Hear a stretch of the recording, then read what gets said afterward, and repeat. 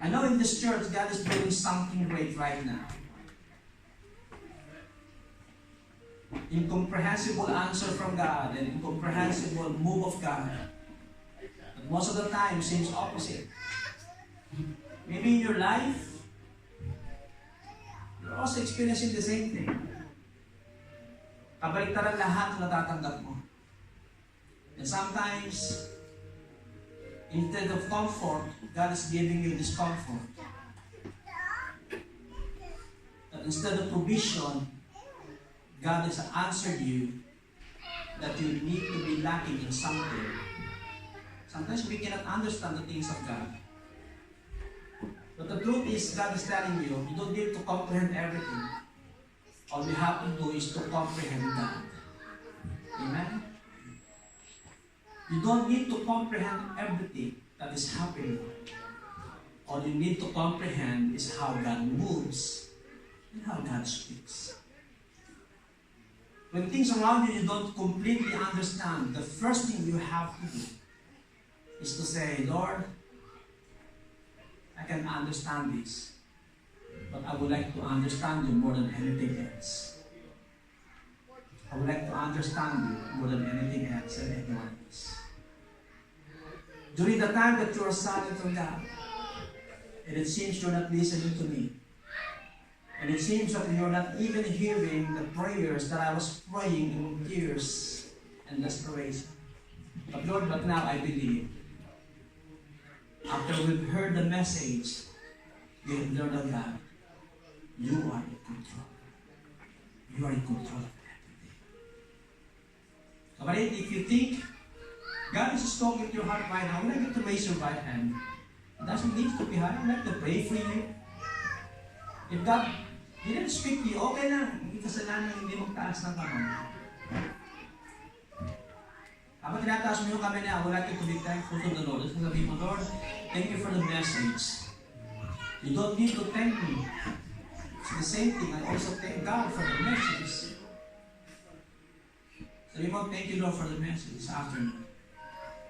I know, Lord, you're speaking to me because you love me. Lord, forgive me if I doubt when I cannot understand things that is going on. Because it shows my ignorance. And it shows and displays your majesty. Kapatid, maybe there's a lot of things you cannot understand in this point in time. God's love for you will surpass all those ignorance we have in Him. And Father God, as you see these hands, and as you, Father God, the heart of these people, Lord, as a gesture, we acknowledge. Help us. Help us, Father God, to discern the things you have for us. Give us the power of God to face another shaking up. Give us, Father God, the power to know that you work even in your stillness when something is not happening. At higit sa lahat, Panginoon, that may we continuously believe you kahit ang nagiging sagot mo ay kabaligtaran sa kung ang nais namin. Because this is what true faith is all about. Lord, right now, we give our trust, we give our confidence, we give our dependence on God, we give our faith. All that we have, we would like to give it to you, O God. Have your power and dominion over me. And have your power and dominion over our family, O God, right now. Because only in your presence that there's a great security and great peace that you will have to have. Salamat po, Panginoon. Lord, we don't need to rationalize things for us to believe. All we have to do is to put our hope and our trust in you, O God. Hindi man namin maunawaan, pero naunawaan ka namin that you are in total control. Salamat po, Panginoon. And to you we give all the praises and all the thanksgiving. In Jesus' name we pray. Amen.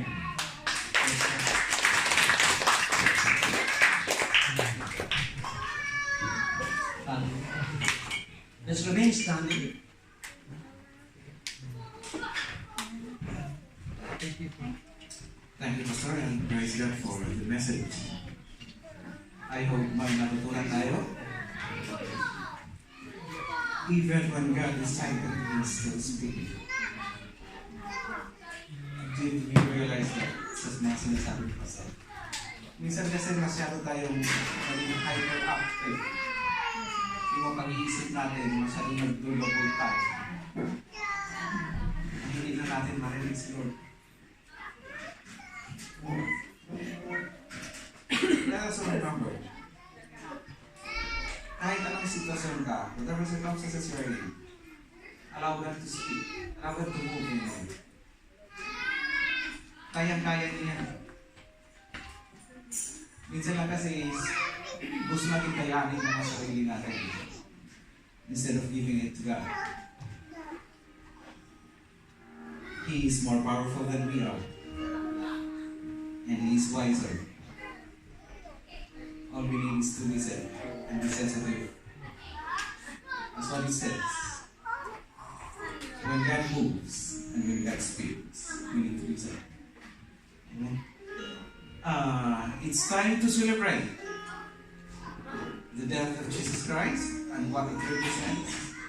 It's time to be reminded again of what the cross stands for. And may I ask Ferdy and Junil to help us serve the elements? May papasahin lang ako. We have been doing this every month, every first Sunday of the month. No? Maybe you're asking, bakit? Kailangan mo natin ma-remind. You need to be reminded every first Sunday of the month. No. We do this in remembrance of what He did for us. Kung ano yung ginawa niya sa cross. When He died for us, and in response, in a memorial for what we do in joining ourselves to Him. Participating in the Lord's Supper, in the communion, is signifying that we are in union, no? In joining ourselves to Him. The shedding of Christ's blood, by which the atonement was made, is represented in the wine and the bread. Let us all be reminded that without the blood, without the shedding of the blood, and without the sacrifice of the body of Jesus Christ, we will never have forgiveness. As the Bible said, no one is righteous.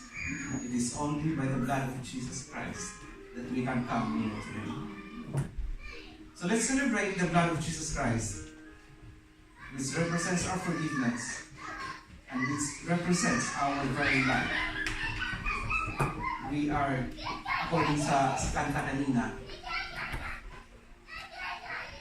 nabuhay tayo because of the death of Jesus Christ. So, I just request na everyone to come in front and get the emblem.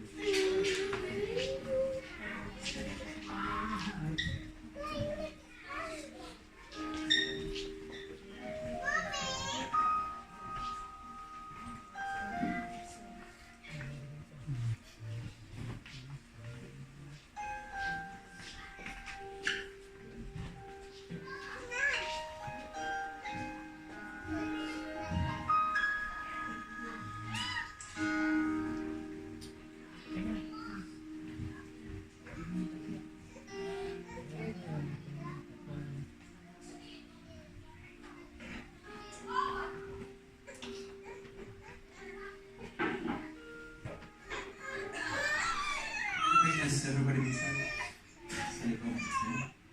Okay, shall we lift up the bread?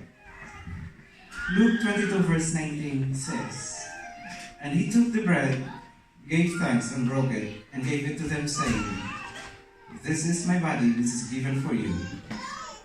Do this in remembrance of me." Shall we partake of the bread?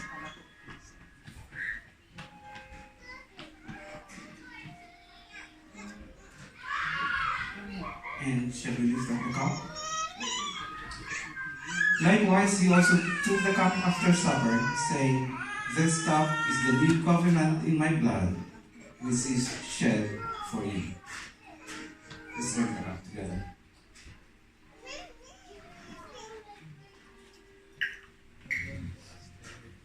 Let us pray.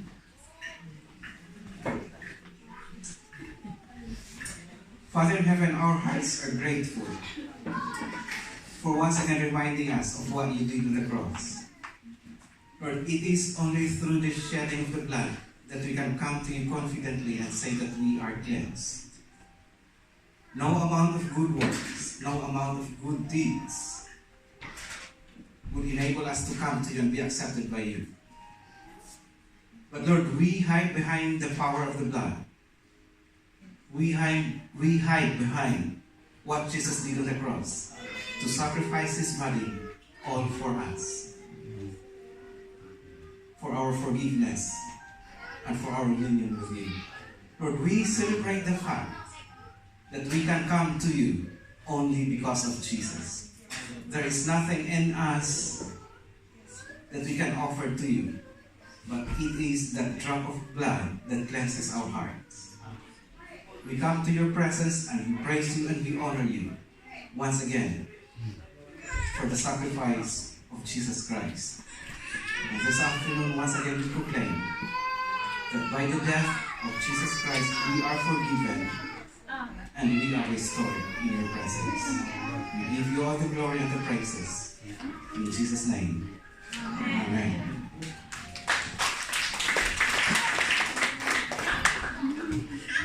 You will now take your seat because we're going to have our victory song. Kapag hinintay po natin ang worship meet, come forward. And before we're going to have, as we give our offering to the Lord, our tithes and offering to the Lord, a few announcements. This coming September 8, a group of people will be going to Bristol for a Passion Night. Tama ba? Passion Night, ano? So it's going to be starting from, I think, 6 o'clock. Okay. So for those who are interested, whether you have a car or not, but you would like to be a part of this Passion Night, basically po, ang Passion Night ay a night of prayer, I think for 2 hours. Okay? A night of prayers and worship with our brethren doon po sa JCM, tama ba? ICM, Bristol, okay? We have a plan of going to Bristol maybe as early as midday. So we can, relax at the same time, mag-chill out tayo doon. Doon tayo ng fish and chips. Mag-ibot muna tayo doon sa area ng Bristol, and then by 7 o'clock or 6 o'clock, we're gonna go to the Passion Night. Napakatagal po ng pangalan ng kanilang activity, parang sa atin, Passion Night. So night natin yun, pumunta tayo doon. Hindi kanila yun. Okay, kanila po yun, nakikisalo lang tayo. So, if you're interested, contact me or maybe Brother Julien, because I think Brother Julien can also come with me. Mga kapatid, anyone who is free, I invite you to be a part of this one. Okay? It's a time to recharge and enjoy the presence. Also a time also to relax and chill out sa hapon po. And also, what is September 29 and 30? Ano po? Encounter Day, the first one we're gonna be having this year. And God's willing, pag-pray po natin, we're expecting around 20 people to be attending. This coming Thursday, Brother Sherwin, alas 10 o'clock sa residence po nila Brother Sherwin at kanila in Jaime from 10 o'clock in the morning. We're gonna be having the first batch of pre-encounter people. So, kung meron po kayong kaibigan available during that time, probably if you could ask Brother Robert and also Kuya Danny if still available on Thursday, sila Cliffy, and I think they will be okay. Joshua, Ronnie, Chris. I think Chris will also be coming. So please come around because the pre-encounter is the prerequisite for our encounter day. Amen ba? And so I hope you continuously support us and uphold us in the prayers sa ating mga intercessors as we do the 40-day prayer and fasting challenge sa ating isa. Amen? Last but not least, meron po tayong Filipino Intentional Discipleship for this year. And it's gonna be in London. It's only a one-day activity. Ito po ay from October 20. Maybe October 20. Pwede ba pakitingnan nyo? I think Saturday yan. October 20. Saturday. There are Bishop Ancho and then Bishop Oriel will be coming over. Okay, meron po tayong good news. If you have friend who is still not going in the church, hindi pa uma-attend ng church, we can invite them for free. Magbabayad lamang po ay tayo. So, mas marami po tayong maaakay, okay, sa mga kaibigan natin hindi natin madala sa church. Because the topic will also include even for those who are unchurched people.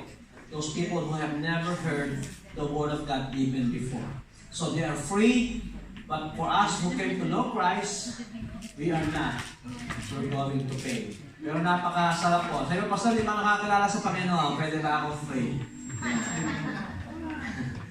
Pwede naman magsinungaling kaya lang mapupunta kayo sa impyerno. So, impyerno o bayan? Bayad na lang. Okay, so may mga kaibigan po kayo, let's invite them. You know, it's nice to bring people. So, October 20, ang ating pong Filipino Intentional Discipleship Conference. It's a one-day activity just like a year ago. And then, ang ating pong encounter at saka pong ating Passion Night is coming Saturday. Amen po ba? Tayo po lahat ito tumayo. Natawagan po natin ang lahat ng ating birthday celebrants. At saka po yung mga nag-hold ng anniversary. At tuwagin natin si Ate Hilda. Anniversary po nila Ate Hilda kahapon. 12 years anniversary. Sino po yung mga birthday celebrants? Birthday? Kailan ka? September ka nga, diba? September, lahat ng September celebrants. Sino pa? Brother Joel. September 24. Okay. Pwede natin.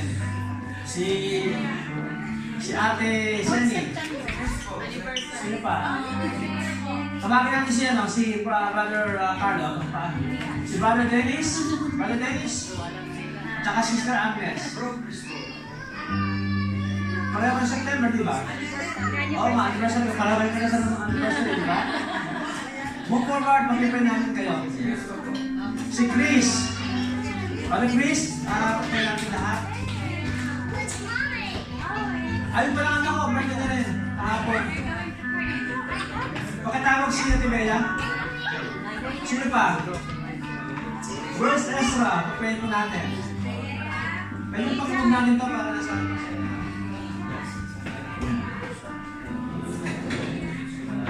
bakit mo yung okay. Meron po bang September celebrants? Pwede po bang magdala po kayo dito and then we're gonna face the crowd, we're gonna face the church, and then we're gonna pray for you. Si Brother Aris. September ka ba, bro? Alam ko. Birthday mo? May po. May. Ilan ka lang? Si Ethan, di ba? Ayan. Mga anniversary nyo, madalat na yung mga anniversary nyo? Sa mga nagmansari lang ito. Ethan, di ba? Anak ko talaga. Ayan, si... Nakapagod. Nalito ako sa kanila tatlo eh. Si Ida. Pray natin. Mga kapatid, dito po kayo.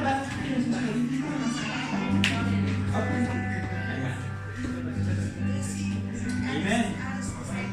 Anak, dito ka sa akin.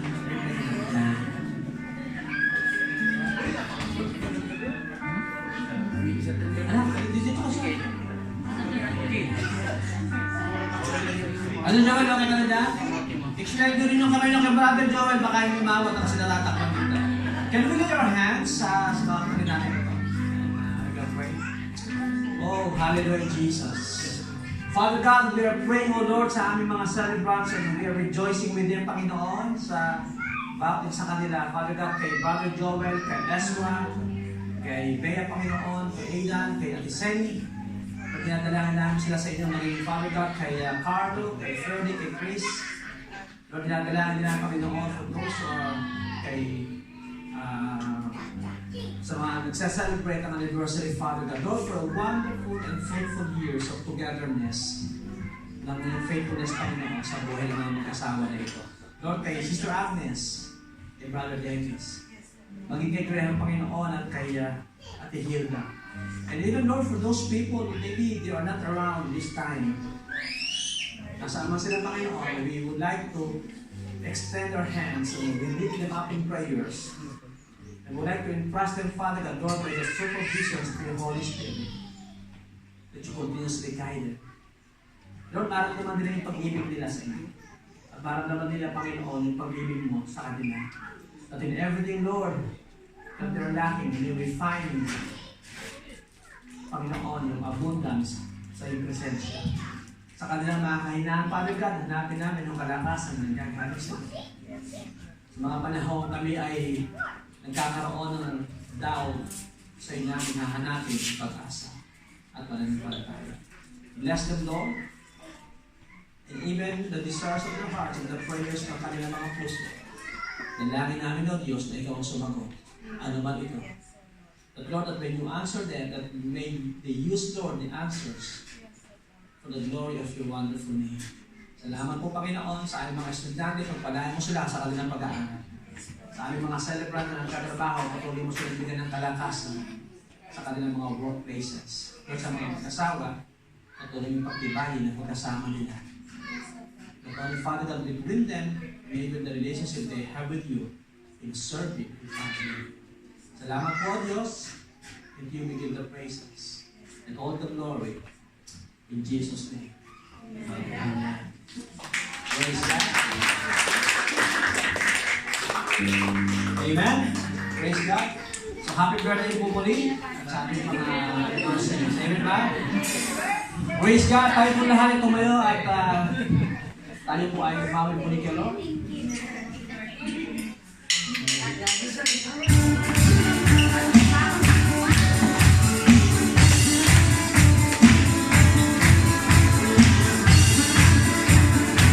Pwede po tayo mag-go around. Welcome one another. Hi, each other.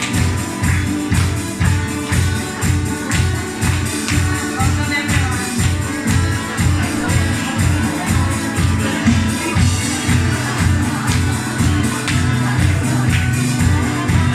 Praise God.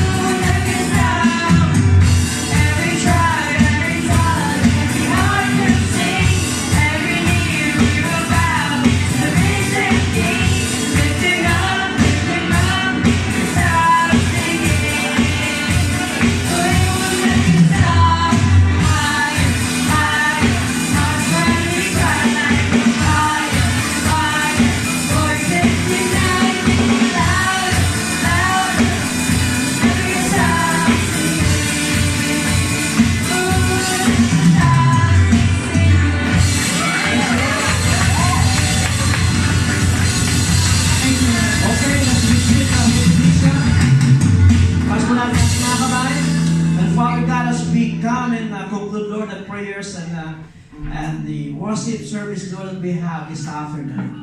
Lord, we receive the wonderful blessing that comes from you and from you alone.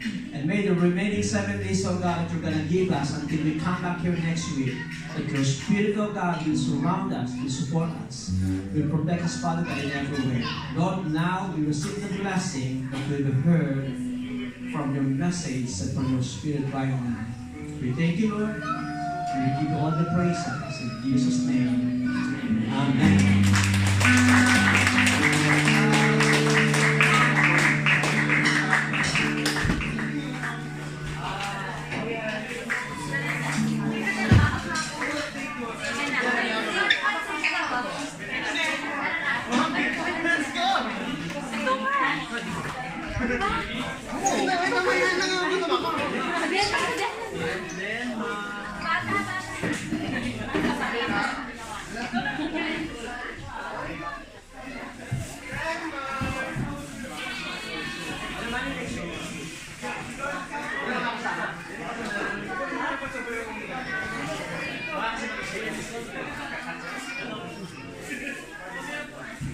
Sis, kumusta?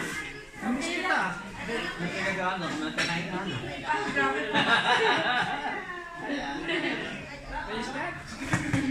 Ang hirap bumalik, no? Kaya nga po eh. Kulang pa, kulang. Saka adjustment, ano? Mga 1 week, 2 weeks yung mind mo na sa Pilipinas. Kaya nga. Bukas sa mama mo? Mama ni George. Ikaw. Okay lang. Ay, grabe. Marami po. Ito tayo.